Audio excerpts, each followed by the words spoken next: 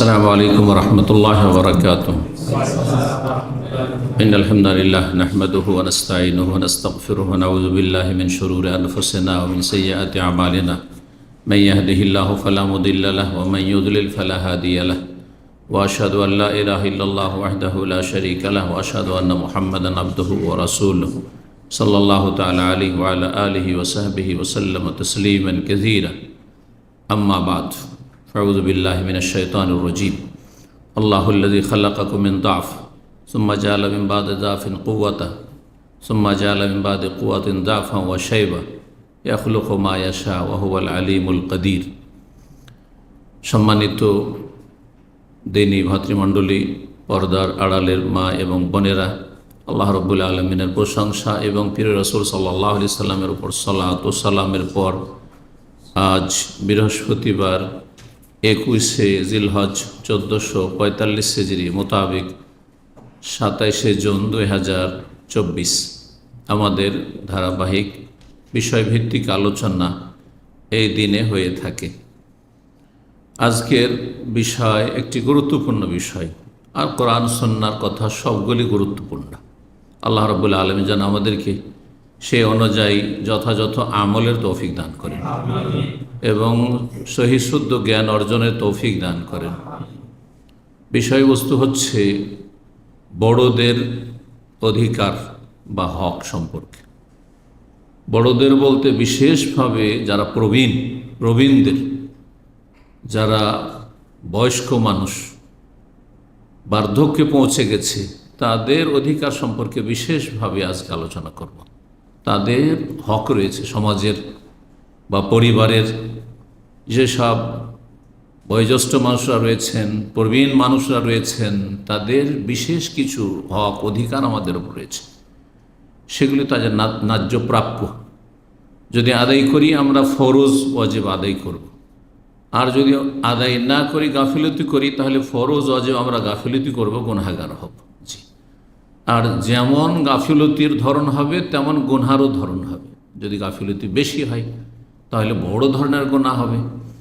সুতরাং আমাদেরকে এই সম্পর্কেও জেনে রাখতে হবে, কারণ প্রত্যেকের পরিবারে হয় বয়োজ্যেষ্ঠ লোকরা রয়েছেন, বড়রা রয়েছেন, আর বিশেষভাবে বৃদ্ধরা। আর বিশেষভাবে বৃদ্ধদের মধ্যে, প্রবীণদের মধ্যে মা বাবা, তাদের সাথে কারো তুলনা চলে না। যাদের হক আল্লাহ রাব্বুল আলামিন এবং তার রাসূল সাল্লাল্লাহু আলাইহি সাল্লামের পরে আল্লাহ রাব্বুল আলামিন দিয়েছেন, ওয়াবুদুল্লাহ ওয়ালা তুশরিকু বিহি শাইআ ওয়া বিল ওয়ালিদাইনি ইহসানা ওয়া কাযা রাব্বুকা আল্লা তা'বুদু ইল্লা ইয়্যাহু ওয়া বিল ওয়ালিদাইনি ইহসানা। আল্লাহর হক হচ্ছে তার ইবাদতবন্দি করা। আর ইবাদতবন্দি করলে রাসূলুল্লাহ সাল্লাল্লাহু আলাইহি সাল্লামের আনুগত্য এবং অনুসরণের হক ছাড়া সম্ভব নয়। সেই জন্য আল্লাহর সাথে, আল্লাহর হকের সাথে অতপ্রতভাবে রাসূলুল্লাহ সাল্লাল্লাহু আলাইহি সাল্লাম হক জড়িত। আর তারপরে তখন প্রথম হক অধিকার আসবে পিতা এবং মাতার। আর আমাদের ঘরে আমরা যদি দেখি, যাদের পিতামাতা দুনিয়া থেকে চলে গেছেন, আল্লাহ যেন রহম করেন, রাহিমাহুমুল্লাহ জামিয়ান, ঈমান ইসলামের অবস্থায় যারা চলে গেছেন, আর যারা রয়েছেন তারা প্রবীণ, বয়স্ক, বৃদ্ধ, বার্ধক্যে পৌঁছে গেছে, তাদের হক আরও বেশি। আর যদি বাবা মা নাও হয়, ভাই ধরেন বৃদ্ধ, অথবা আত্মীয় স্বজন কেউ প্রবীণ, অথবা গ্রামের সমাজের মানুষ অনাত্মীয়, অথবা মুসলিম অনাত্মীয়, অমুসলিম, গ্রামের না একটু দূরের, কিন্তু কখনো কিছু সময়ের জন্য তাদের সাথে দেখা সাক্ষাৎ। অনেক সময় আপনি কোথাও সফর করছেন, আপনি এয়ারপোর্টে রয়েছেন, অথবা আপনি বিমানে রয়েছেন, অথবা আপনি রয়েছেন বাসে রয়েছেন, বাস স্টপে রয়েছেন, অথবা ট্রেন স্টেশনে রয়েছেন, কোনো জায়গায় আপনি সেখানে অবস্থান করছেন কিছু সময়ের জন্য, আর আপনার পাশে প্রবীণরা রয়েছেন, বয়স্ক মানুষরা রয়েছেন, বৃদ্ধ মানুষ রয়েছেন, অথবা আপনি বাসে, ট্রেনে যাত্রী, আগে থেকে বসে আছেন, সিট ধরে বসে আছেন, আর সেখানে প্রবীণ মানুষরা পরে উঠছে। এই সময়গুলিতে তখন ঈমানের পরীক্ষা, এই সময়গুলিতে তখন আখলাক চরিত্রের পরীক্ষা। যেটা আমার অধিকার, আমি আগে থেকে বসে আছি, সে তো পরে এসেছে, এই মন মানসিকতা রাখেন, নাকি আপনি প্রবীণদের শ্রদ্ধা সম্মানে আপনার পরিচিত হোক আর না হোক, আপনার আত্মীয় হোক আর না হোক, হ্যাঁ, আপনার সমাজের হোক আর না হোক, আপনার জাতির হোক আর না হোক, তাদের কতটা হকের অধিকার হক আদায় করছেন বা তাদের অধিকার কতটা আপনি আদায় করছেন দেখার বিষয় রয়েছে। যদিও সবার হক একই রকমের নয়, যেমনটা বললাম, বাপ মা প্রবীণ, তাদের হক সবার আগে, তারপরে যার নিকট আত্মীয়, তারপরে দূরের আত্মীয়, তারপরে সমাজের প্রতিবেশী মুসলিম কিন্তু অনাত্মীয়, আর তারপরে অনাত্মীয় অমুসলিম বা প্রতিবেশী নয়, তাহলে তাদেরও হক রয়েছে। কিন্তু প্রত্যেকের আপন আপন জায়গায় তাদের অবস্থান বা স্তর রয়েছে, সবাই একই রকমের হক রাখে না, একই রকমের অধিকার রাখে না, কিন্তু প্রত্যেকের অধিকার রয়েছে। তো আজকে আমি 6টি হক বা 6টি অধিকার বর্ণনা করব প্রবীণদের, বৃদ্ধ মানুষদের 6টি অধিকার আমাদের উপর। আল্লাহ রাব্বুল আলামিন সেগুলি যেন আদায়ের তৌফিক দান করেন। কারণ দিন ইসলাম হচ্ছে হাক্কুল্লাহ, আল্লাহর হক আদায় করার নাম, আর হুকুকুল ইবাদ আর বান্দার হক আদায় করার নাম। যদি একটি থাকে আর একটি নেই, তা আপনি ব্যর্থ, আপনি ফেল। দুটোই যদি থাকে, দুটোকে নিয়ে চলতে পারেন, তাহলে আপনি সফল। কেউ ধরেন সহি আকিদার, মাশাআল্লাহ ইবাদত বন্দেগীতে ফরজ ওয়াজিব কোনো ঘাটতি নাই, মুসল্লি মানে মাশাআল্লাহ তাহাজ্জুদ গুজার, আর রোজাদার মানে সোমবার বৃহস্পতি ওরা ছাড়ে না, আর এদিকে যাকাত দান সাদকা এগুলোও আছে হয়তো, আর তারপর হজ উমরা কম নয় প্রতি বছর, আর ঘন ঘন উমরা। অনেকে আছেন পয়সা আছে মানে হজ করতে প্রতি বছর হজ করছেন, হ্যাঁ, উমরা যখন তখন যাচ্ছেন, সৌদি আরবে আছেন, অথবা পয়সা আছে অনেকে আসতে আছেন, বছরে কয়েকবার করে আসছেন, কিন্তু আল্লাহর হক ঠিক থাকলেও বান্দার হকের ক্ষেত্রে একেবারে উদাসীন, তাহলে সে ফেল আল্লাহর কাছে, সেই ব্যক্তি ব্যর্থ, এবং সে কখনো দুনিয়া আখিরাতে সফলতা লাভ করবে না। কারণ দুনিয়ার নীতিমালা হচ্ছে আল্লাহ রাব্বুল আলামিনের যে সম্মান করে সে সম্মানিত হয়, যে সম্মান করতে জানে সে সম্মানিত হয়। এটা বাস্তব সত্য। আপনি একটা ছোট কচি বাচ্চাকেও যদি সম্মানের সাথে কথা বলেন, তার কাছে সম্মানের আশা করতে পাবো, কিন্তু যদি সম্মান না করেন তাহলে তার কাছে সম্মানের আশা করিয়েন না। মাদ্রাসা স্কুলের যারা শিক্ষক বা যে কোনো শিক্ষা প্রতিষ্ঠান, কলেজ ইউনিভার্সিটিতে ছাত্রদের সাথে যদি সদাচরণ থাকে, তাদের হক আদায় করেন, তাদেরকে যদি যেই হকটা তাদের রয়েছে সেই হকটা যদি ছোটদেরকে দেন, আদর স্নেহ মায়া মমতা নিজের ছেলেদের মতো, হ্যাঁ, এবং তাদের হিতাকাঙ্ক্ষী হয় ইত্যাদি ইত্যাদি, সেগুলো দেন, তারপরে আশা রাখেন তাদের কাছে আমি মান ইজ্জত চাই আর সম্মান চাই, আল্লাহ সেটা ব্যবস্থা করবেন, আল্লাহ ব্যবস্থা। কিন্তু আপনি শুধু নেতা মাথা হয়ে আছেন, অথবা আপনি শিক্ষক হয়ে আছেন, আপনি দায়িত্বশীল হয়ে আছেন, আপনি বস হয়ে আছেন, সেই জন্য সম্মান চাইছেন, আর আপনি আপনার শ্রমিকদের সম্মান করেন না, কোথা থেকে সম্মান পাবেন আপনি? মাল্লাম ইউকাররিম নাফসাহু লা ইউকাররামি, আরবি কবিতা রয়েছে, যে নিজের সম্মান নিজেই বুঝে না সে কখনো সম্মানিত হয় না। তা নিজের সম্মান বোঝার জন্য সম্মান রেখে যাতে আমার সম্মানটা বহাল থাকে, সেই মতো আচরণ করতে হবে অন্যদের সাথে। যাই হোক, কথা ভূমিকা লম্বা না করে ফিরে আসি। সূরা রুমে একটি আয়াত রয়েছে, আয়াত নম্বর 54। আল্লাহ রাব্বুল আলামিন তাতে মানুষের সৃষ্টির স্তরগুলি বর্ণনা করেছেন। মহান আল্লাহ ইরশাদ করেছেন, আল্লাহুল্লাযী খালাকাকুম মিন দাফিন, আল্লাহ সেই সত্তা, আল্লাহ তো তিনি যিনি হে মানব জাতি তোমাদেরকে সৃষ্টি করেছেন মিন দাফিন, দুর্বল করে, দুর্বল ক্ষীণ করে। ইঙ্গিত করেছেন আল্লাহ রাব্বুল আলামিন এই কথার দ্বারা শুক্রবিন্দুর দিকে। মানুষের প্রথম স্তর হচ্ছে 40 দিন মাতৃগর্ভে শুক্রবিন্দু, শুক্রবিন্দু নতফা, আর তারপরে দ্বিতীয় 40 কত দুর্বল, কত ক্ষীণ, কত অস্তিত্বহীন। তারপরে দ্বিতীয় 40 আলাকা, জমাট বাঁধা রক্ত, তখন রক্তপিণ্ড। আর তারপরে তৃতীয় 40 120 যখন হচ্ছে, 81 থেকে 120, তখন কি মুদগা মানে গোস্তপিণ্ড, গোস্তপিণ্ড। আর তারপরে রূহ সঞ্চার করা হলো, যেমন নবী সাল্লাল্লাহু আলাইহি ওয়াসাল্লাম, সহিহ বুখারী হাদিস। তারপরে কত অসহায়, কত দুর্বল, সুবহান, ধীরে ধীরে ধীরে ধীরে ধীরে গ্রোথ হচ্ছে, তারপরও মাতৃগর্ভ থেকে ভূমিষ্ঠ হচ্ছে। নিজের কোনো ক্ষমতা নেই যে নিজে আমি কোনো কিছু করতে পারবো, চাইতে পারবো, আমার ক্ষুধার কথা বলতে পারবো, আমার ব্যাধির কথা বলতে পারবো, আমার অশান্তির কষ্টের কথা বলতে পারবো, এই ক্ষমতা নেই। প্রকাশ করার কোনো ক্ষমতা নেই। সব কিছু অনুধাবন করতে হচ্ছে মা বাবাকে। সুবহানাল্লাহ। খালাকাকুম মিন দাফিন, দুর্বল করে প্রথম সৃষ্টির সূচনা করেছে আল্লাহর মানব জাতি। সুম্মা জাআলা মিন বাদি দাফিন কুওয়া, তারপরে দুর্বলতার পরে আল্লাহ রাব্বুল আলামিন শক্তিশালী করেছেন। ধীরে ধীরে শরীরে শক্তি আসতে শুরু হলো, আর তারপরে যখন যৌবন আসলো আর রক্ত ধীরে ধীরে ধীরে গরম হতে যাচ্ছে,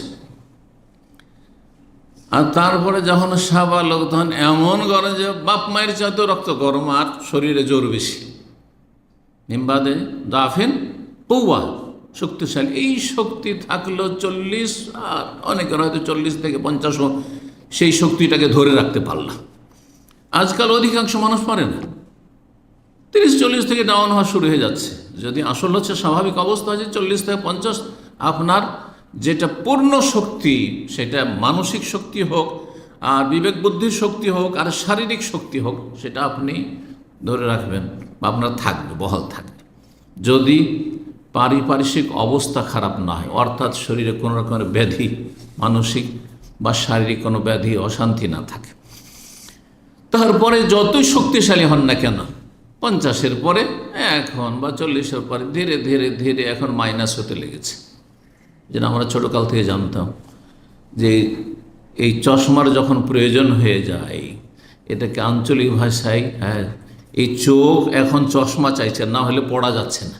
কেন আমাদের অবস্থা হয়েছে এখন, অধিকাংশ মানুষের অবস্থা এরকম। এর নামই হচ্ছে চাইলসা। কোত্থেকে চাইলসা শব্দটি? এই 40 থেকে। 40 বছর হইলে এখন চশমার প্রয়োজন, তার মানে দৃষ্টিশক্তি দুর্বল হতে লেগেছে। জি, কারো হয়তো 40-এ লাগে না, কিন্তু 50-এ গিয়ে লাগছে। ব্যতিক্রম 1000 একজন লাগছে না, সেটা তো আর গণ্য করা যায় না। তো এইভাবে প্রতিটি অঙ্গ প্রত্যঙ্গ দুর্বল হতে লাগছে। সুম্মা জাআলা মিন বাদি কুওয়াতিন দাফান ওয়া শাইবা, অতঃপর শক্তিশালী করার পরে আল্লাহ রাব্বুল আলামিন কি করেছেন? আবার দুর্বলতায় উপনীত করেছেন, দুর্বলতায় ফিরিয়ে দিয়েছেন। এবং শাইবা, এখানে আরেকটি কথা বাড়িয়েছেন। যখন মাতৃগর্ভে ছিল বা শিশু অবস্থায় ছিল, তখন শুধু দুর্বলই ছিল, কিন্তু এইখানে দুর্বলতার দিকে ফিরে এসে তার সাথে শাইবা, বার্ধক্যে উপনীত হয়েছে, বুড়ো হয়ে গেছে। এখন ব্রেন ওইভাবে কাজ করছে না, শরীর ওইভাবে কাজ করছে না, অঙ্গ প্রত্যঙ্গ কাজ করছে না, শরীর অচল হয়ে যাচ্ছে, একটুতেই কষ্ট হচ্ছে, ইত্যাদি ইত্যাদি। এখন পয়সা হয়েছে কিন্তু পেট হজম করতে পারছে না, শরীরে গ্রহণ করতে পারছে না। সুবহানাল্লাহ। অধিকাংশ লোকে ভুক্তভোগী। এক মায়াশা, আল্লাহ যা চান তাই সৃষ্টি করেন। আল্লাহর সৃষ্টিতে কেউ হস্তক্ষেপ করতে পারে না। ওয়াহুয়াল আলিমুল কাদির, তিনি সর্বজ্ঞ, সব কিছু জানেন এবং তিনি মহাশক্তিধর আল্লাহ রাব্বুল আলামিন। তো প্রথম হক, 6টি হক আজকে বর্ণনা করব প্রবীণদের। প্রথম হক হচ্ছে তাদের সাথে আপনি সদ্ব্যবহার করবেন, সদাচরণ করবেন, ভালো আচরণ করবেন। যেটাকে ভালো আচরণ বলে, আমি সহজ ভাষায় বোঝাই। ভালো আচরণ কোনটা? যেটা আপনি মনে করেন যে আমার সাথে আপনারা যে আচরণটা করলে আমি ভালো মনে করি, খুশি আপনাদের ওপর, ওটাই আপনাদের সাথে আমি করব। এর চাইতে ভালো সংক্ষেপে আর বোঝানো সম্ভব না। নাহলে একটা ভালো কথার দ্বারা, কাজের দ্বারা, চলাফেরার দ্বারা, ওঠা বসা, রুমে, ঘরে, বাইরে ইত্যাদি সব কিছুতে না। আপনি নিজের জন্য যেটা ভালোবাসেন সেটা আমার জন্য ভালোবাসবেন। নবী সাল্লাল্লাহু আলাইহি ওয়াসাল্লাম এই ফর্মুলা বলে দিয়েছেন, লা ইউমিনু আহাদুকুম হাত্তা ইউহিব্বা লিআখিহি মা ইউহিব্বু লিনাফসিহি। অতক্ষণ পর্যন্ত সত্যিকার অর্থে মুমিন ইমানদার হতে পারবে না যতক্ষণ নিজের জন্য যেটা ভালোবাসে একজন মানুষ, সেটা অন্যের জন্য, অন্য মুসলিম ভাইয়ের জন্য, অন্য মানুষের জন্য ভালো না বাসে। শুধু মুসলিমের বিষয় নয়, যদি মুসলিমের অধিকার বেশি, কিন্তু মানুষ হিসাবে তার অধিকার রয়েছে, পার্থিব অধিকারগুলি যে রয়েছে, এই ক্ষেত্রে কিন্তু মুসলিম অমুসলিম সমান। আমানতের ক্ষেত্রে, সততার ক্ষেত্রে, আর ওয়াদা পূরণের ক্ষেত্রে ইত্যাদি ইত্যাদি, বিশ্বাসঘাতকতা না করা, ধোঁকাবাজি না করা ইত্যাদি, সবগুলি সব মুসলিম অমুসলিম সমান বিধান ইসলামের। এটি ইসলামের বড় সৌন্দর্য, জি, যেটা আমাদের অমুসলিমদের সামনে উপস্থাপনা করতে হবে যে আমার প্রতিষ্ঠান একজন মুসলিমের প্রতিষ্ঠান, সেখানে একজন অমুসলিম চাকরি করে আর একজন মুসলিম চাকরি করে, আর একই পেশায় চাকরি করে, সমান অধিকার রাখে, স্যালারি সমান, সুযোগ সুবিধার অধিকার রাখে। ধর্মের ভিত্তিতে স্যালারিতে, সুযোগ সুবিধা, ফ্যাসিলিটিতে কম বেশি করা যাবে না। আপনি আপনার মুসলিম ভাই হিসাবে আলাদা, তার সাথে সদাচরণ করছে, এটা ভিন্ন বিষয়, কিন্তু আপনার কর্মস্থলের বাইরে সেটি হবে। তো সদাচরণ করতে হবে প্রবীণদের সাথে, তাদের যে সব অধিকারগুলি রয়েছে, হক রয়েছে। এখন ঘরেই বাপ মা বৃদ্ধ, অথবা বড় ভাই বৃদ্ধ, হ্যাঁ, দাদা দাদি বৃদ্ধা, নানা নানি বৃদ্ধ, হ্যাঁ, তো ঘরেই আপনার পরিবার কাছে, এবং তাদের ক্ষেত্রে যেসব দায়িত্বগুলি রয়েছে, কর্তব্য রয়েছে, সেগুলি আঞ্জাম দিতে হবে, সম্পাদন করতে হবে। তাদের যেসব সমস্যাগুলি রয়েছে সেগুলি সমাধান দিতে হবে। বৃদ্ধ মানুষ চিকিৎসা নিয়ে যেতে হবে, বৃদ্ধ মানুষ চলতে পারছেন না, তাকে একটু হাতটা ধরতে হবে, সে কিছু করতে পারছেন না হয়তো, কিন্তু সে মসজিদে যেতে চায়, মসজিদে তাকে সহযোগিতা করে নিয়ে যেতে হবে, মসজিদ থেকে নিয়ে আসতে হবে, ইত্যাদি ইত্যাদি। যে কোনো রকমের শারীরিক অথবা আপনার অন্য অন্য যেসব আর্থিক যেসব সমস্যাগুলি হতে পারে, মানুষ যখন বৃদ্ধ হয়ে গেছে তখন কর্মহীন হয়ে গেছে, কাজকামও করতে পারছেন না, হয়তো ইনকাম সোর্স নেই, সুতরাং তার এই সমস্যা, আর্থিক সমস্যার সমাধান করতে হবে।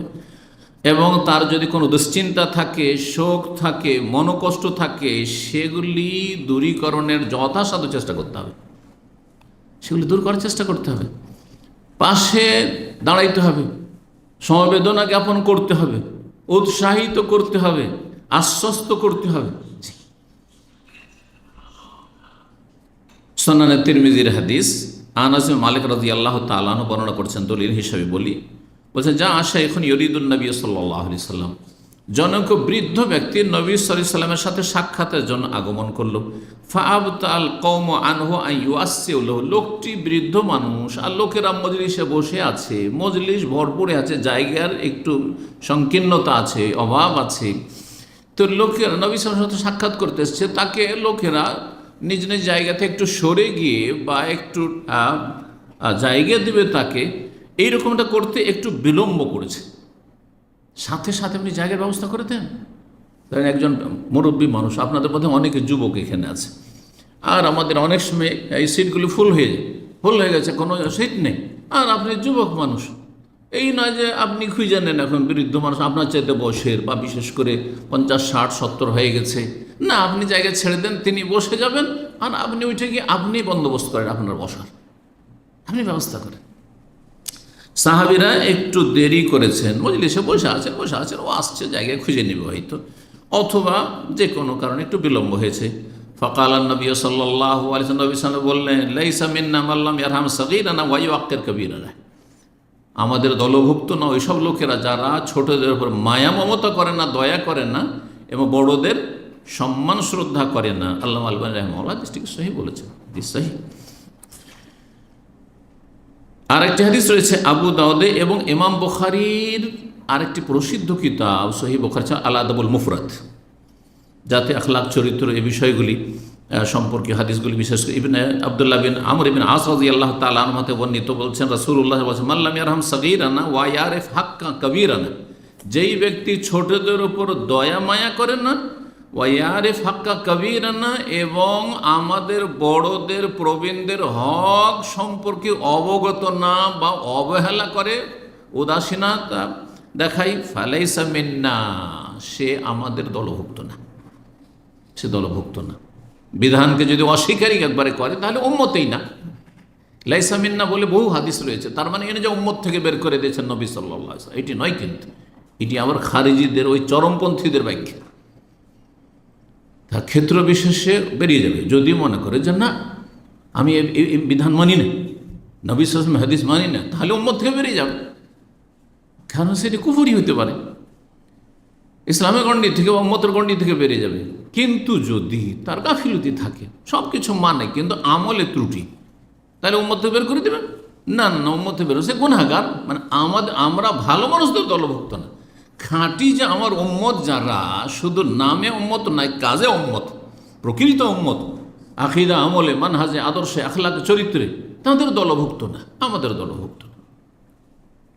যেমন 5টা ছেলের মধ্যে 1-2টা খারাপ হইলে অনেক সময় স্ত্রীকে অনেকে বলে এইটা তোমার, এটা আমার না, তাই না? আর যদি হচ্ছে বেশি খারাপ হয় তো কি বলে, এই আমার ছেলেই নাই, তাই না? আমার সাথে এদের কোনো সম্পর্ক নেই, আমার ছেলে না। ছেলে নাম না, অবশ্যই আপনার ছেলে, কিন্তু অবাধ্য হওয়ার কারণে বা কষ্ট দেওয়ার কারণে এই ধরনের কথা বেরোতে। জি, 2 নম্বর অধিকার হচ্ছে প্রবীণদের, যে তাদেরকে সম্মান করতে হবে, শ্রদ্ধা করতে হবে, তাদের মর্যাদা ক্ষুণ্ণ করলে হবে না। শ্রদ্ধা সম্মান কিভাবে হয়? প্রথম অন্তরে শ্রদ্ধা সম্মান। কাজে কর্মে সম্মান করার আগে অন্তরে শ্রদ্ধা সম্মান হইতে হবে। অনেকে তুচ্ছ তাচ্ছিল্য করে।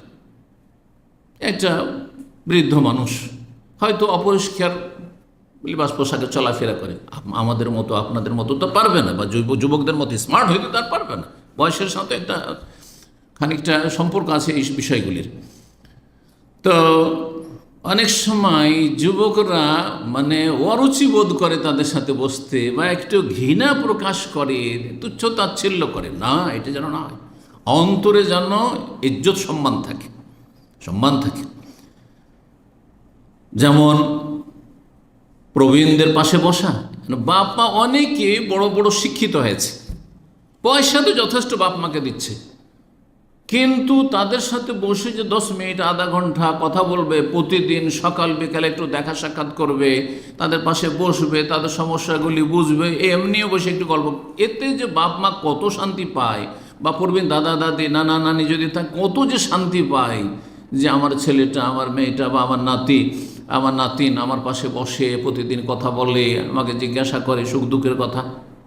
চিন্তা করেন, এই বিষয়গুলি আমাদেরকে চিন্তা করতে হবে। বসতে হবে তাদের সাথে, নাক ছিটকালে হবে না, এবং তাদের সাথে কথা বলতে হবে, তাদের কথাগুলি শুনতে হবে। শোনার ক্ষেত্রেও আপনি বসে আছেন, হয়তো অনেকে বসছেন, আজকাল তো এই স্মার্টফোনের ফিতনার যুগে আর ইন্টারনেটের ফিতনার যুগে এই যে কোন বড় ফিতনা, সুবহানাল্লাহ, মানব জাতিকে গ্রাস করে ফেলেছে। আর মুসলিমরাও এতে আপনার যে আবহাওয়া, সেই আবহাওয়াতে একাকার হয়ে গেছে অমুসলিমদের সাথে। যদি বসেও এক সময় বাপ মা ছেলে মেয়েদেরকে নিয়ে বসলে তার দিকে তাকিয়ে আছে যে বাপ মা কি বলবে। আমাদের যুগটা এরকম ছিল। তারপর আমাদের সাহস হয়নি যে চোখে চোখ মিলিয়ে বাপ মায়ের সাথে কথা বলবো। হ্যাঁ, নিচে মাথা করে থেকেছি আর মনোযোগী হয়ে থেকেছি, কি কথা বলছে এক একটি কথা শুনেছি, আমরা শুনেছি। কিন্তু এখন বসলেও দেখা যাচ্ছে যে মোবাইল টিপা করছে, এইদিকে বসে আছে, বসে আছে ঠিকই, ওর বডি বসে আছে, ওর অন্তর মোটেই নেই বাপ মায়ের সাথে, ওর অন্তর দাদা দাদি, নানানি বা মুরব্বী বা সমাজের যে প্রবীণরা রয়েছে তাদের সাথে মোটেই নাই। হয়তো এমনি বসে আছে, ব্যাস কিছুক্ষণ বসেছিল, কিন্তু নিজের কাজ করেছে, সে নিজের তালে থেকেছে। এই তো তার বসা হলো না, এই তো তার পাশে দাঁড়ানো বা তার সাথে সমবেদনা জ্ঞাপন হলো না, বা তাকে সময় দেওয়া হলো না। শুনতে হবে, কোনো অভিযোগ থাকলে অভিযোগগুলি শুনতে হবে। একটা কোনো কথা বৃদ্ধ মানুষ বলতে বিরক্তি বোধ করা, এটা বদ অভ্যাস অধিকাংশ লোকের। বৃদ্ধ মানুষ কোনো কথা বললে একটুতেই বিরক্তি বোধ করা, আরে বাদ দেন, এইসব ঝামেলা যায় না আপনি, বাদ দেন এইসব কথা, না না না, শোনেন ঠান্ডা মেজাজে, তারপরে ভালোভাবে কথাটিকে আপনি নেওয়ার চেষ্টা করেন, ভালোভাবে বোঝাবার চেষ্টা করেন, উড়িয়ে দিয়েন না। জি, কারণ তারও বিবেক বুদ্ধি আছে, সে এতদিন ধরে মানুষ চড়িয়েছে দীর্ঘদিন, যথেষ্ট তার জ্ঞান আছে আপনার যে আচার আচরণটা কোন দিকে যাচ্ছে বুঝছে সে ভালো করে। সে প্রকাশ হয়তো করছে না দুর্বলতার কারণে, তার দুর্বলতা যে আপনার উপর নির্ভরশীল, আপনার ঘরে খাচ্ছে, আপনার মুখাপেক্ষী ইত্যাদি, অথবা দুর্বল হয়ে গেছে। সেই জন্য ইমাম মুহাম্মদ বিন ইসহাক রাহিমাহুল্লাহ বর্ণনা করেছেন যে লাম্মা দাখালা রাসূলুল্লাহ সাল্লাল্লাহু আলাইহি ওয়াসাল্লাম মক্কাতে ফাতিহান, মক্কা বিজয়ের সময় যখন নবী সাল্লাল্লাহু আলাইহি ওয়াসাল্লাম মক্কায় প্রবেশ করলেন আর মসজিদ হারামে প্রবেশ করলেন, আতা আবু বকরিন আনহু বিআবিহি ইয়াকুদুহু, সবাই যারা অমুসলিম ছিল, এতদিন পর্যন্ত কাফের ছিল, ইসলাম গ্রহণ করেননি, ইয়াদখুলুনা ফি দীনিল্লাহি আফওয়াজা, মক্কা বিজয়ের পরে দলে দলে এসে ইসলাম গ্রহণ করছে। এতদিন পর্যন্ত আবু বকর সিদ্দিক রাদিয়াল্লাহু তাআলার বাবা আবু কুহাফা কট্ট ইসলাম গ্রহণ করেন, কারণ হাড়হাড্ডি বুড়ো হয়ে গেছে। আর বুড়া হাড়হাড্ডিতে হক কথা সত্য কথা ঢোকানো আর মানিয়ে নেওয়া এত সহজ নয়। যার ফলে বেদাতি সমাজ আপনি যান, অধিকাংশ হেদায়েত হয়েছে যুবক যুবতীরা, 40-এর নিচে যারা আছে, 50 হলে এতদিন করে এলাম আর এখন যদি এটাকে বলি যাও এটা ভুল, তার মানে আমাদের মানহানি, এই যে আঘাত লাগছে। মানুষকে কি বলবে, এতদিন ভুল করে এলো, সারা জীবন তাহলে সব বরবাদ হলো, আমাদের নামাজ সব বরবাদ হয়ে গেলো, আমাদের ইবাদতবন্দি সব বরবাদ হয়ে গেল। এই নিয়ত পড়তে হবে না, তো যাই নামাজে দোয়া পড়তে হবে না, সম্মিলিত মোনাজাত করতে হবে না, শবে বরাত করতে হবে না, মিলাদ করতে হবে না। আমরা ভুলেছিলাম, এদের ছোট হয়ে যাচ্ছি যে শয়তান ওখানে কিন্তু কি করছে, ওয়াসওয়াসাদি কুমন্ত্রণা দিচ্ছে, বিভ্রান্ত করছে যে আমি ছোট হয়ে যাচ্ছি যে ছোটদের কাছে। হ্যাঁ, না না, ছোট হওয়া যাবে না, জাহান্নামে চলে যায় কিন্তু ছোট হওয়া যাবে না। যার ফলে বেদাতি বুড়োগুলো অধিকাংশ হেদায়েত হয়। ইল্লা মাশাআল্লাহ 80-90 বছরে অনেকে হেদায়েত হয়েছে।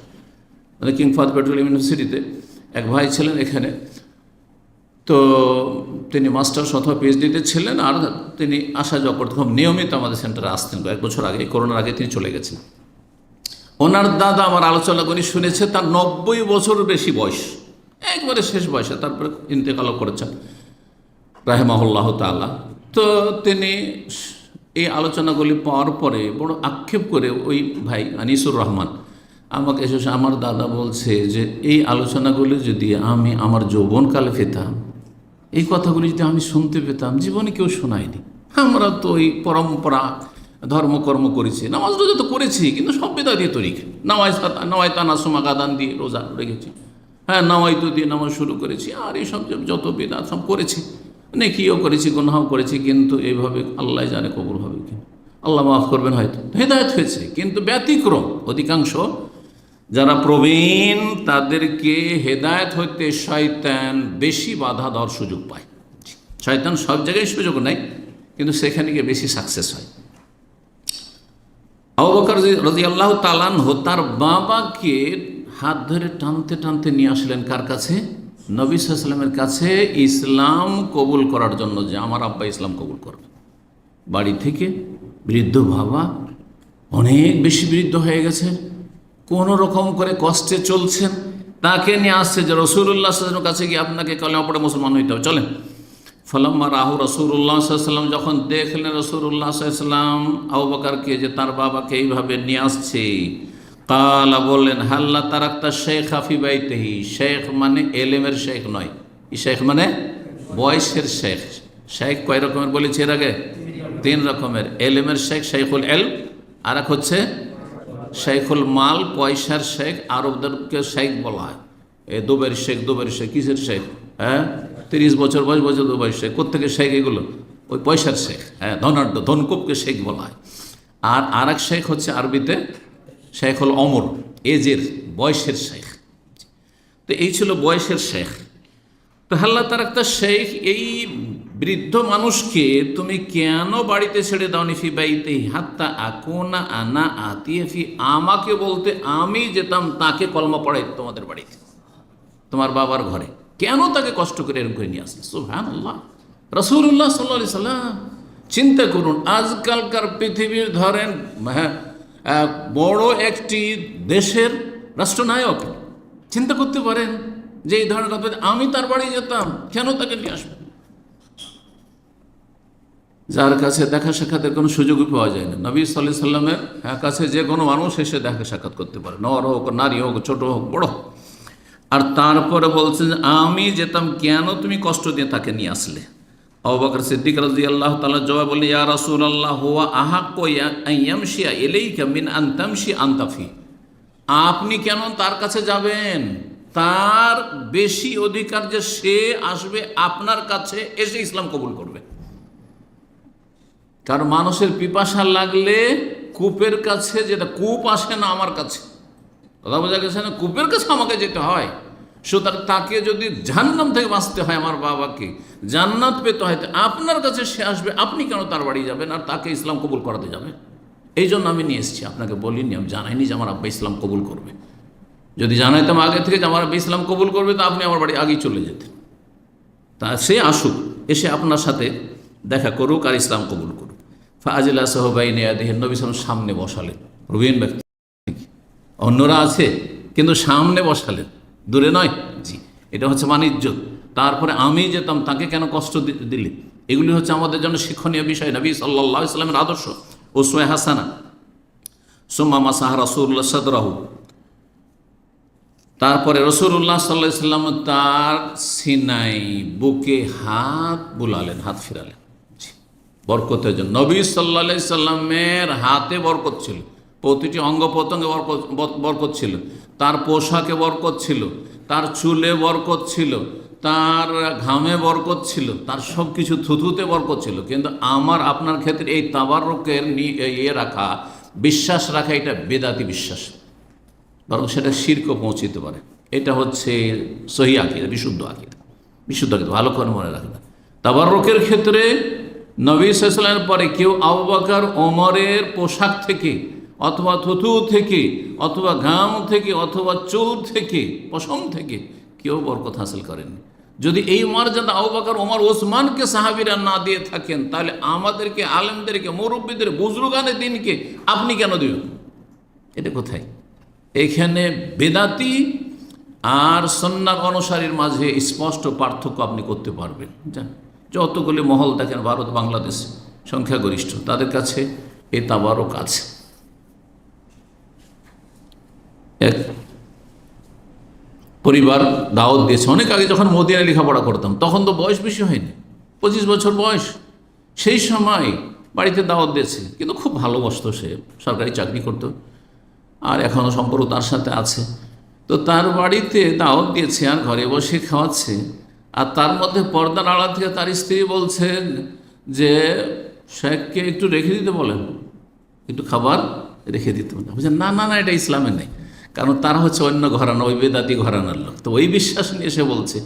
আর আমি তো কোরআন সন্ন্যার ঘরানাতে পয়দা হয়েছি, আলহামদুলিল্লাহ, কোরআন সন্ন্যায় চর্চা করছি, আর মদিনায় লেখাপড়া করছি। তো আলহামদুলিল্লাহ, এই হক কথাগুলি আমাদের দেশে আলেমরা বলবে যে না না না, এসব নেই, না তাবারুক, তাবারুক নিচ্ছে, কেন তাবারুক নিচ্ছে? মোসাফা করার পরে এই বুকে হাত হাত ফিরাচ্ছেন কেন? এটা কেন? এগুলো এগুলো বেদাতি কাজ। জি, যাই হোক, নবী সাল্লাল্লাহু আলাইহি ওয়াসাল্লাম তার সিনাই মোবারক, সিনাই কি করলেন? হাত মোবারক, হাত ফিরালেন। সুম্মা কাল, তারপর আসলেম, বাবা তুমি ইসলাম কবুল করো। ফাসলামা, আবু কুহাফা মুসলমান হয়ে গেল। মুসনাদ আহমদে হাদিসটি রয়েছে, হাদিসের সনদ হচ্ছে হাসান।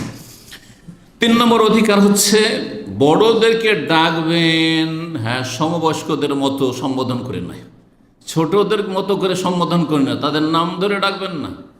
ধরেন আপনার বাপ মা নয়, হ্যাঁ, আর দাদা দাদি, নানান না, তাদের নাম তো আমাদের সমাজে সাধারণত ধরে না, ঠিক না? কিন্তু গ্রামের ধরেন কেউ বুড়ো মানুষ, হ্যাঁ, বুড়ি মানুষ, আর নাম ধরে ডাকছেন। আপনার বয়স হচ্ছে 30 আর 40, আর তার বয়স হচ্ছে 80, আর নাম ধরে আপনি ডাকছেন। না, এটা বেয়াদবি, এটা তার হকের ক্ষেত্রে আপনার গাফিলতি, উদাসীনতা, অজ্ঞতা।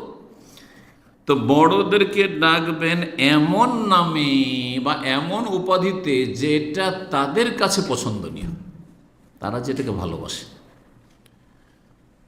এবং যদি সেখানে প্রচলন থাকে কুনিয়াত, উপনাম দিয়ে ডাকা, উপনাম দিয়ে ডাকবেন, হ্যাঁ। তারপরে নরম সম্বোধন করবেন, নম্র সম্বোধন করবেন, আর যেই সম্বোধনটা বেশি মানুষের জন্য আকর্ষণীয় সেইভাবে সম্বোধন করে বলবেন।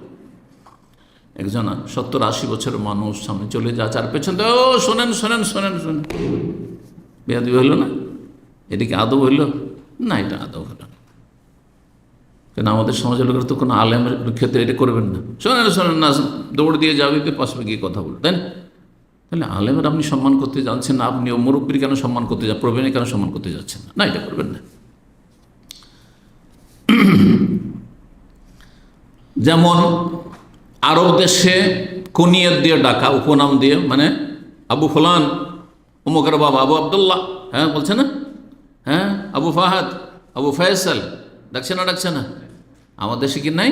আছে, কিন্তু বাংলায় আছে, সেজন্য বুঝছেন না হয়তো। অমুকের মা, আমাদের দেশে নাম ধরে ডাকে না, বাচ্চা হয়ে গেলে অমুকের মা, হ্যাঁ, অমুকের বাপ, বড় ছেলে বড় মেয়ের নামে অমুকের বাবা, অমুকের মা বলে ডাকা। তো এইভাবে ডাকা, এইভাবে ডাকবেন আপনি। শ্রদ্ধা সম্মানের খেয়াল রাখবেন, তার মর্যাদার খেয়াল রাখবেন। তারপরে যেন আমাদের সমাজে, এটা ভালো। এক সময় চাচা বলতো, অনেকে তো আপনার চাচা বলতো টিটকারির জন্য, ঠাট্টা উপহাসের জন্য। যেমন হিন্দুরা মুসলিমদেরকে দাড়ি দেখলে চাচা চাচা, তারপরে আমাদের সমাজের যারা বেদিন নাস্তিক টাইপের তারা মুরব্বী দাড়ি দেখলে যদি 30 বছর বয়স আর দাড়ি যদি দেখে তো চাচা, অথচ তার চাইতে বয়সে ছোট হবে। এরা হচ্ছে শয়তান, এরা হচ্ছে শয়তান। কিন্তু এমনিতে একজন মানুষ দাড়ি পেয়ে গেছে আর আপনার বয়সে, তার ছেলের বয়সে, তাহলে তাকে চাচা বলবেন বা আঙ্কেল বলবেন, হ্যাঁ, যেটাতে মানুষ খুশি হবে। আঙ্কেল কেমন আছেন, চাচা কেমন আছেন, খুব খুশি হবে। বাবাজি কেমন আছেন, যেমন আমাদের সমাজে বাবাজি কেমন আছেন বা বাবজি কেমন আছেন, যেখানে যে এরকম ডাকা রয়েছে সেভাবে ডাকা, যে তো এইভাবে ডাকতে হবে এবং যার যে মর্যাদা সেখানে তাকে রাখতে হবে, সমাজে যে মর্যাদা রয়েছে। এই মর্মে ওমামা ইবনে সাহল রাদিয়াল্লাহু তাআলা আনহু বলছেন, সাল্লাইনা মা ওমর ইবনে আব্দুল্লাহ যোহর। ওমর ইবনে আব্দুল আজিজ রাহমাতুল্লাহ আলাইহি খলিফা ছিলেন এবং ন্যায়পরায়ণ খলিফা ছিলেন। যদি উমাইয়া বংশের মাঝখানে এসেছেন, কিন্তু তিনি খোলাফায়ে রাশেদিনের আদর্শের অনুসারী ছিলেন। আবু বকর, ওমর, ওসমান, আলী আর হাসান, তারপরে তার স্থান, তাকে খলিফায়ে রাশেদ বলা হয়েছে, পঞ্চম বা ষষ্ঠ। যদি হাসান রাদিয়াল্লাহু আনহু 6 মাসের খেলাফত, তাকে পঞ্চম বলেন, তাহলে ষষ্ঠ খলিফা হচ্ছেন খলিফা রাশেদ এই উম্মতের ওমর ইবনে আব্দুল আজিজ রাহমাতুল্লাহ আলাইহি। মাত্র অল্প সময় ছিলেন, যেহেতু এত বেশি ন্যায় নীতি অবলম্বন করেছিলেন তিনি, যে তার নিজের বংশের লোকেরা শত্রু হয়ে তাকে বিষ দিয়ে মারিয়ে দিয়েছিল। ভালো মানুষকে সমাজের লোক চাই না কখনো। এখনও দুর্নীতির বিরুদ্ধে কেউ যদি সোচ্চার হয়, হ্যাঁ, যে ঘুষখোর কোনো অফিসার থাকতে দেবো না, তো তার জীবন নিয়ে টানাটানি হয়ে যাবে, না হয় তার সেখানে টিকায় মুশকিল হয়েছে, চাকরিতে টিকা মুশকিল। আজকাল বাস্তব অবস্থা হচ্ছে। তো ওমর ইবনে আব্দুল আজিজ রাহমাতুল্লাহ আলাইহি খলিফায়ে রাশেদের সাথে সালাত আদায় করলেন উমামা ইবনে সাহল। সুম্মা খারাজানা হাত্তা দাখালনা আলা আনাস। তারপর আমরা বের হইলাম সালাত থেকে, মসজিদ থেকে, আর তার আনাস ইবনে মালিক রাদিয়াল্লাহু বাসরায়। তো আনাস রাদিয়াল্লাহু তাআলা আনহুর কাছে আমরা প্রবেশ করলাম, তখন বৃদ্ধ হয়ে গেছেন তিনি। ফাওয়াজাদনাহু ইউসাল্লিল আসর, দেখছি যে তিনি আসরের সালাত আদায় করছেন। জোহর পড়ে গেছেন কার সাথে? ওমর ইবনে আব্দুল আজিজ রাহমাতুল্লাহর সাথে জামাতে, আর তিনি আসর পড়ছেন বাড়িতে, যেহেতু তিনি অচল হয়ে গেছেন শেষ বয়সে, তো বাড়িতে তিনি আসর পড়ছেন। ফাকুলতু, আমি জিজ্ঞেস করলাম, ইয়া আম্মে, চাচা, এই যে আম্মে, ইয়া আম্মে আঙ্কেল, জি হ্যাঁ। তাহলে একটা টেলিফোন উঠিয়ে হোক অথবা সামনে হোক, হ্যাঁ, যারা ছোট তারা বড়োদেরকে আঙ্কেল বলে সম্বোধন করবে। আজকাল আঙ্কেলটা প্রচলিত হয়েছে, অসুবিধা নেই, ইংলিশে বললেও অসুবিধা নেই। আর যদি ওখানে সেখানে প্রচলন চাচার থাকে তো চাচা, বাবার থাকে তো জি বাবা, কেমন আছেন, জি, যেই ভাষা সেখানে প্রচলন থাকে, যাতে শ্রদ্ধা সম্মান প্রকাশ পায়।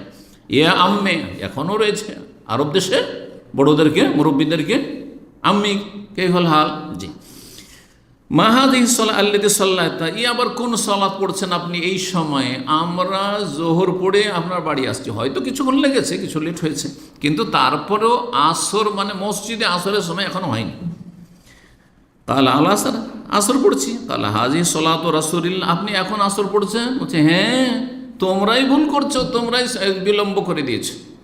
ওমর আব্দুল আজিজ বা ওমাইয়াদের যুগে, হয়তো ওমাইয়া শাসকদের আমলে হয়তো কি, ওমর ইবনে আব্দুল আজিজের আগে থেকে একাই যে রাষ্ট্রপ্রধান হয়, সব কিছুর সিদ্ধান্ত পুরোপুরি নিতে পারে না। কিছু কিছু বিষয় রয়েছে মানুষ অপারগ, একমাত্র কে অপারগ নন? আল্লাহ রাব্বুল আলামিন। আল্লাহ যা চান, ওয়াফালুল্লাহু মা ইয়াশা, কিন্তু রাষ্ট্রনায়ক চেয়েও মন থেকে চাই যে এটা করবো, তারপর করতে পারে না। ঠিক, আমরা জানি এরকম বহু রাষ্ট্রনায়ককে জানি, যারা চায় যে ইসলামী আইনের বাস্তবায়ন হোক, দণ্ডবিধান কায়েম হোক, কিন্তু তারাও অপারগ। সে বাইরের শত্রুর কারণে হোক, ঘরের শত্রুর কারণে, ঘরে এমন বেশি শত্রু আছে, সুবহানাল্লাহ। জি জি, কোন একটি দেশের কথা বলছি, মুসলিম দেশ, যে দেশ ইসলামের দোহাই দিয়ে আপনার স্বাধীন করা হয়েছিল অথবা আলাদা পৃথক করা হয়েছিল, সেখানে কোনো একজন ভালো শাসক, তিনি সমস্ত পতিতাল বৈশ্যাখানাকে নিষিদ্ধ করে দিলেন আর একবারে গুড়িয়ে দিলেন।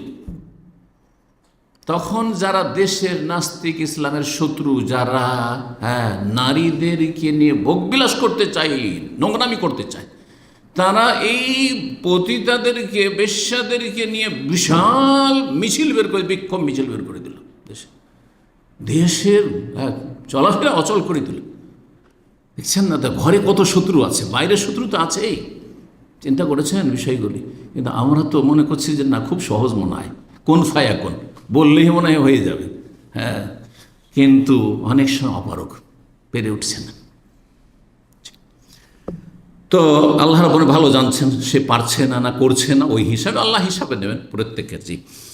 তো ওমাইয়াদের যুগে ছিল কি, আপনাদের এর আগেও বলেছি যে প্রথম যুগ থেকে খোলাফা রাশেদরা নিজেরাই 5 ওয়াক্তে ইমামতি করতেন। ওমাইয়া বংশের রাজত্ব 132 পর্যন্ত চলেছে, তারাই কি করতেন, রাজত্ব করতেন আর মসজিদের ইমামতিও করতেন, 5 ওয়াক্তে ইমামতি করতেন, 5 ওয়াক্ত ইমামতি করতেন। তারপরে আব্বাসীয়রা যখন আসলো 132 পরে, তখন তারা ধীরে ধীরে বিলাসী হয়ে গেল। আর তারপরে তারা বলে যে এই কাজ আমাদের দ্বারা সামলানো সম্ভব না, মসজিদে 5 টাইম গিয়ে নামাজ পড়বো না, নামাজ তো তারা ছিল। আজকালকার শাসকদের মতো এমন ছিল না। আজকাল অধিকাংশ শাসক তো ইল্লাম রাহেমাল্লাহ, নামাজের কোনো খবরই নেই, দিনের খবর নেই, তাওহীদ সুন্নাহর কোনো খবর নেই, দিনের কোনো জ্ঞান নেই। আল্লাহ রহম করে, আল্লাহ হেদায়েত দান করেন। জি। তো জাতির এই দুরবস্থার কারণই হচ্ছে এটি আসলে। জি, আমাদের কাছে আসলে ওই রকমের সৎ নেতৃত্বের বড়ই অভাব রয়েছে। তো যাই হোক, তো কি বলছিলাম, তাদের দিনের উপর আমল ছিল হয়তো, কিন্তু বিলাসিতা ছিল। আর নামাজ পড়াইতে পারবো না, আমরা দেশ শাসন করছি, আর এই আলেম ওলামা ফোকাহা রয়েছেন, তারা তোমরা মসজিদ সামলানো, তোমরা ইমামতি করো, এটা পরে শুরু হলো। দেখ, এইখান থেকে কিন্তু সেকুলারিজম, দিন আলাদা দুনিয়া আলাদা শুরু হলো। কিন্তু উমাইয়া বংশে 132 পর্যন্ত দিন আর দুনিয়া দুটোকে একসাথে নিয়ে চলা হয়েছে। যেমন আলহামদুলিল্লাহ সৌদি আরবে আপনি সরকারি মাদ্রাসা, এখানে মাদ্রাসা আর স্কুলে কোনো পার্থক্য নেই। কিন্তু আমাদের দেশে মাদ্রাসা আলাদা আর স্কুল আলাদা। স্কুল মানে দুনিয়া শিখেন, দিনের কোনো বালা নেই, দিন শিখবেন না আপনি। আর মাদ্রাসা মানে দিন শিখেন, এখানে আবার দুনিয়া শিখার তেমন সুযোগ নেই।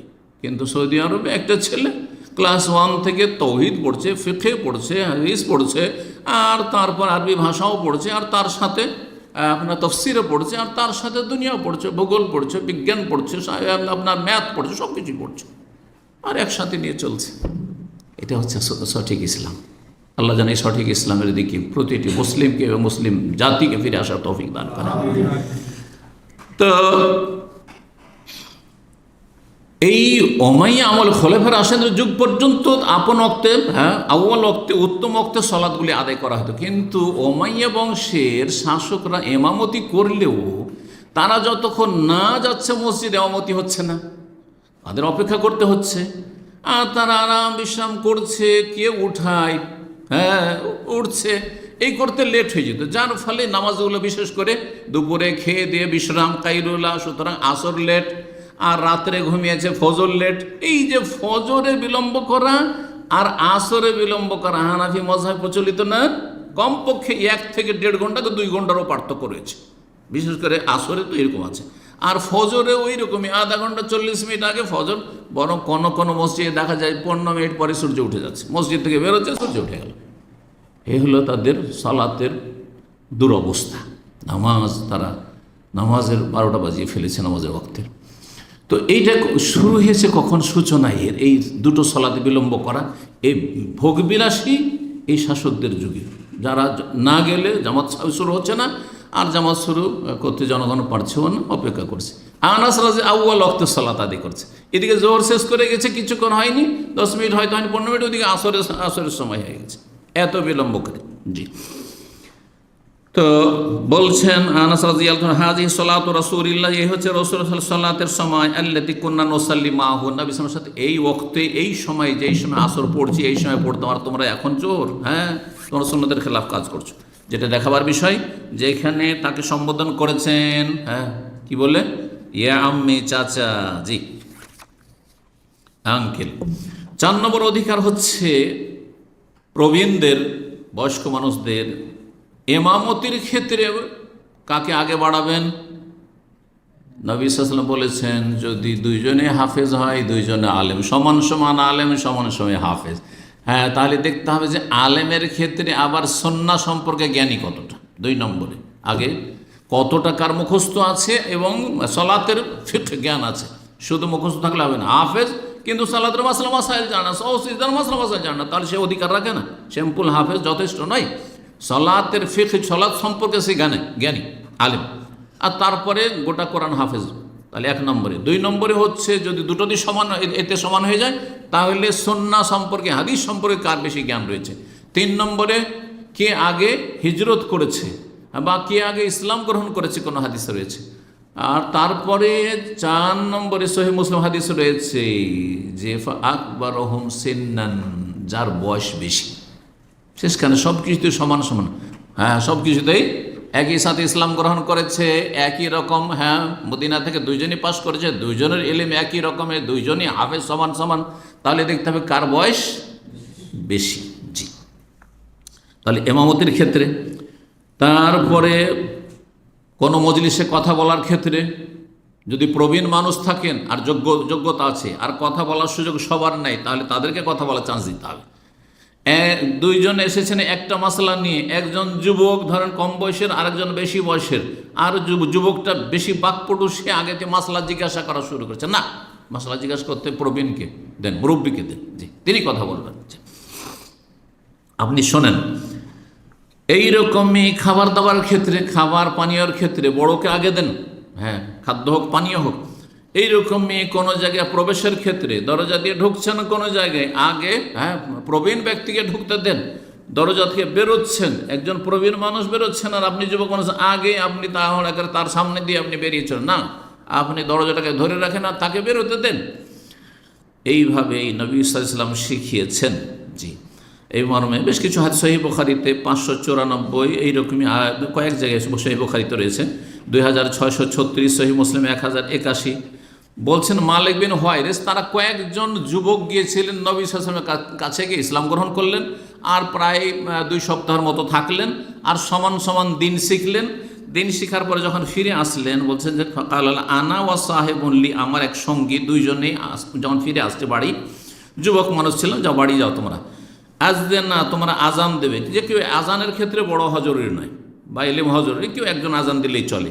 ও আকিমা, একামতের ক্ষেত্রেও সেটা, ওয়ালিয়া উম্মাকুমা আকবারকুমা, যেহেতু তোমাদের এলেম জ্ঞান সমান, ইসলাম সম্পর্কে সব কিছুতে সমান, সুতরাং তোমাদের মধ্যে যে বয়সে বেশি সে এমামতি করবে। যে হাদিসগুলিতে ইঙ্গিত করলাম। 5 নম্বর অধিকার হচ্ছে প্রবীণদের যে তাদের জন্য দোয়া করবেন।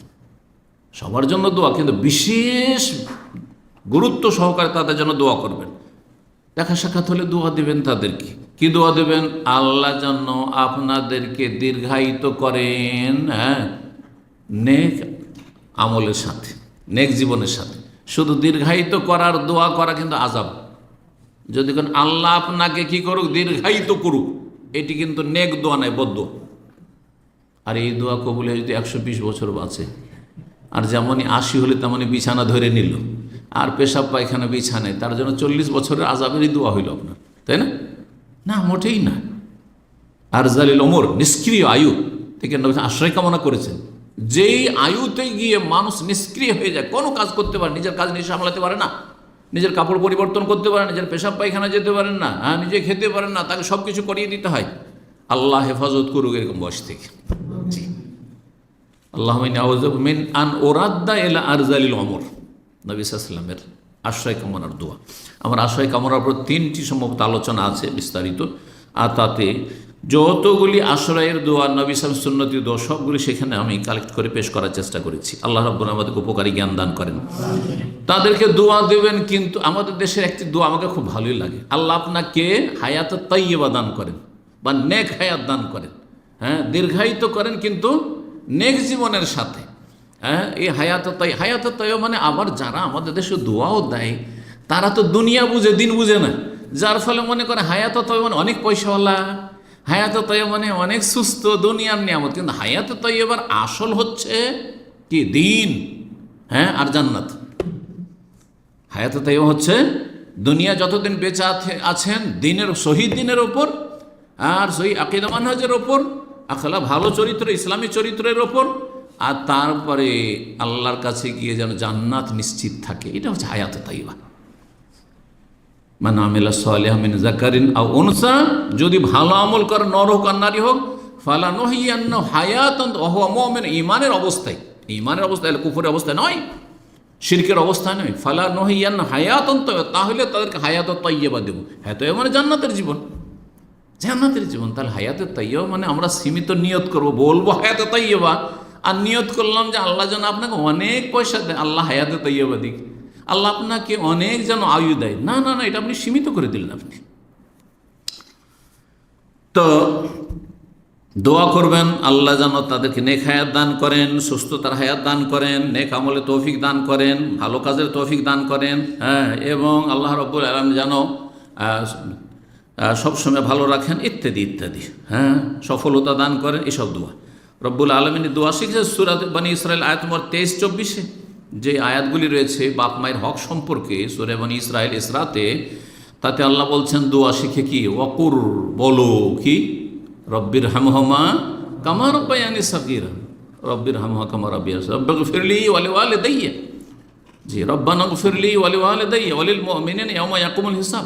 জি, কোরআনে কারিমে 3টি দোয়া রয়েছে, জরুরি নয় যে কোরআনের দোয়াই হইতে হবে, দোয়া অবশ্যই ভালো, কোরআনের দোয়া সবচেয়ে ভালো, নবী সাল্লাল্লাহু আলাইহি সাল্লামের হাদিসের দোয়া তারপর ভালো, কিন্তু আপনি নিজের ভাষায় আরও অন্য দোয়ার প্রয়োজন রয়েছে, অন্য দোয়াগুলো নিজের ভাষায় আপনি দেবেন। জি, দোয়ার ক্ষেত্রে নিজের ভাষায় করেন আর কোরআনের ভাষায় করেন, যদি দোয়া কবুলে বাধা না থাকে সমান, কোনো অসুবিধা নেই এই ক্ষেত্রে। জি, আর না বুঝে শুধু পড়লেন আপনি রব্বির হামহুমা কামা রাব্বায়ানি সাগীরা, দোয়া পড়ছেন আর অর্থই বুঝেন না, কি চাইলেন ভাই, তো জানি না, আমি জানি যে বাপ মায়ের জন্য দোয়া, কিন্তু কি চাইলাম তাই বুঝি না, তাহলে কি চাইলেন আপনি, ঘোড়ার ডিম চাইলেন? এইরকম দোয়া করা আসলে ঠিক না, এটা আমাদের দেশীয় তরিকা, ইসলাম দিয়েও কাজ হবে না। আপনাকে বুঝে সুঝে যা বলবেন রবকে, আপনি বুঝছেন, তাহলে অন্তরে কথাটা নামছে, আর আল্লাহর আরো শেষে কথাটি পৌঁছেছে আপনার অন্তর থেকে, যে অন্তর থেকে আপনি কথাটি বলছেন। একজন লোক অর্থ বুঝে রব্বির হামহুমা বলছে, একজন লোক অর্থ বুঝে লা ইলাহা ইল্লাল্লাহ ওয়াহদাহু লা শারীকা লাহু লাহুল মুলকু ওয়া লাহুল হামদু ওয়া হুয়া আলা কুল্লি শাইইন কাদির পাঠ করছে আরাফার ময়দানে অথবা যে কোনো সময় হোক না কেন, আর একজন না বুঝে পাঠ করছে, আসমান জমিনে পার্থক্য করেছে। এই জন্য এত জিকির করে ও জাহেলের জীবনে কোনো প্রতিফলন ঘটে না, সংশোধন নেই, ও বাঁকা তো বাঁকা হয়ে আছে। কিন্তু একজন জ্ঞানী মানুষ আর মুত্তাকি পরেজগার মানুষ, তার জিকিরের সাথে তার সব কিছু পরিবর্তন হয়ে যাচ্ছে, তার জীবনে বিপ্লব, ইনকিলাব চলে আসছে। তো এই রকমই যে কোনো দোয়া যেটা তার জন্য প্রয়োজন, সেই সমস্ত দোয়াগুলি করবেন, নেক দোয়া করবেন। 6 নম্বর সর্বশেষ অধিকার প্রবীণদের হচ্ছে যে তার সুস্থতার লক্ষ্য রাখবেন, সুস্থ আছে কি না, না তার চিকিৎসার প্রয়োজন রয়েছে, কি প্রয়োজন রয়েছে, তার শারীরিক অবস্থা, তার মানসিক অবস্থার কথা। আর বিশেষ করে যত বেশি বৃদ্ধ হয়ে যাবে তত বেশি তার গুরুত্ব বেড়ে যাবে, আর যারা নিকট আত্মীয় তাদের দায়িত্ব আরও বেশি বেড়ে যাবে। স্ত্রী ধরেন সুস্থ, স্বামী অসুস্থ, হ্যাঁ, স্বামী স্ত্রী দুজনে বৃদ্ধ হয়ে গেছে, ছেলে মেয়েরা আছে বাড়িতে, তাদের বাড়িতে যেসব সদস্য রয়েছে তাদের দায়িত্ব বেশি, আর তারপরে আশেপাশে যারা আছে তারপর তাদের দায়িত্ব ইত্যাদি। এই নয় যে দূরে আছে তার দায়িত্ব, আর যে ঘরে আছে, আপনার 2 ভাই, এক ভাই বিদেশে রোজগার করে আপনি বাড়িতে আপনি সহযোগিতা করছেন, আর একজন বাড়িতে আছে, 2 জনের দায়িত্ব সমান নয়। এই ক্ষেত্রে শারীরিক মানসিক পরিচর্যার ক্ষেত্রে এবং তাদের পাশে বসার ক্ষেত্রে, তাদের স্বাস্থ্য শরীরের খেয়াল রাখার ক্ষেত্রে, তাদের চিকিৎসার ক্ষেত্রে দায়িত্ব ওই ব্যক্তির বেশি যে তার কাছে আছে। আর্থিক ক্ষেত্রে যে যত বেশি আর্থিক দিকে সচ্ছল, তার তখন সেই দায়িত্বটি বেশি রয়েছে। এইভাবে সমাজের যে কোনো দুর্বল মানুষ রয়েছে, এই নয় যে তার নিকট আত্মীয় নেই, ছেলে মেয়ে নেই, বা আত্মীয় স্বজন নেই, ভাই বেরাদর নেই, সেই জন্য সে অসহায় হয়ে পড়ে আছে, সে হাসপাতালে যাওয়ার প্রয়োজন, কিন্তু আপনার গ্রামের লোক অনাত্মীয়, সেই জন্য আপনি তার খোঁজ খবর নিচ্ছেন না, তাকে হাসপাতালে নিয়ে যাচ্ছেন না, এই সম্পর্কে জবাব দিতে হবে গ্রামবাসীকে। এই জন্য প্রবীণদের এই হকগুলি অবশ্যই আমাদেরকে আদায় করতে হবে। তারপরে মানুষ যখন বৃদ্ধ হয়ে যায় তখন এত দুর্বল হয়ে যায়, যেমন রক্ত চলাফেরা করে শিরা উপশিরায়, তেমন দুর্বলতা প্রতিটি অঙ্গ প্রত্যঙ্গে একবারে দুর্বলতা কাজ করে। এত দুর্বল হয়ে যায়, ব্রেন কাজ করছে না, শরীর হাত কাজ করছে না, কিছুই ভালো লাগছে না, না খাবার ভালো লাগছে না, শুইতেই ভালো লাগছে, কোনো কিছু ভালো লাগছে না। এই সময় তাদের খোঁজ খবর নেওয়া, তাদের পরিচর্যা, তাদের পাশে দাঁড়ানো, তাদের যতটুকু আমাদের হক আদায় করা সম্ভব, এগুলি আমাদের করার চেষ্টা করতে, এবং এই ক্ষেত্রে ধৈর্য ধারণ করতে হবে। বৃদ্ধদের ক্ষেত্রে ধৈর্য ধারণ অত্যন্ত জরুরি। কষ্ট পেলে হবে না, বিরক্ত হইলে হবে না, মাথা খারাপ করলে হবে না, মেজাজটা খারাপ হয়ে যাচ্ছে, না না না, কোনো নেকি পাবে না, সব বরবাদ হয়ে যাবে। বাপ মা অসুস্থ রয়েছে, বাপ মা বৃদ্ধ হয়ে গেছে, তাদের জন্য সবর করতে, বিশেষ করে যদি বাবা মা হয়, দাদা দাদি হয়, নানা নানি হয়, এই ক্ষেত্রগুলি অত্যন্ত আরও গুরুত্বপূর্ণ বিষয়। কারণ তারা এমন সময় আপনার এহসান করেছেন যেই সময় এহসান না করলে আপনি এখানে পৌঁছিতে পারতেন না, এমনটা হইতে পারতেন না, কিছুই হইতেন না, আপনি থেকে যেতেন, আপনি জিরোতে থেকে যেতেন।